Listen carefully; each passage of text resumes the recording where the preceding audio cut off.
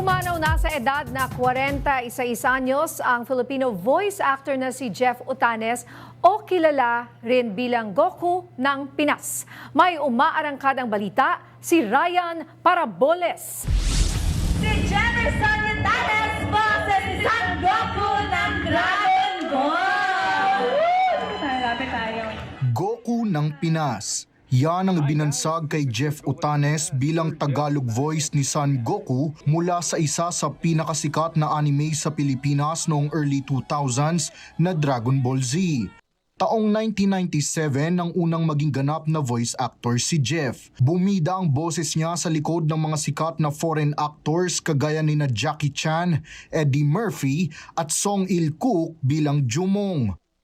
Nakilala rin si Jeff bilang boses ng ilan sa mga hindi malilimutang anime at cartoon characters kagaya ni na Detective Mori sa Detective Conan, Hisoka sa Hunter x Hunter, Doraemon, Mickey Mouse at Mr. Krabs sa SpongeBob. March 2024 nang unang magkaroon ng chronic kidney disease si Jeff. Matapos ang higit 1.5 taon bilang dialysis patient, nakitaan naman siya ng mga doktor ngayong 2025 ng bara sa puso. Nakatakda sana siyang sumailalim sa bypass operation nitong December 3, ngunit dahil maliit ang kanyang ugat ayon sa kanyang doktor, nirekomendang sumailalim siya sa angioplasty surgery noong December 10.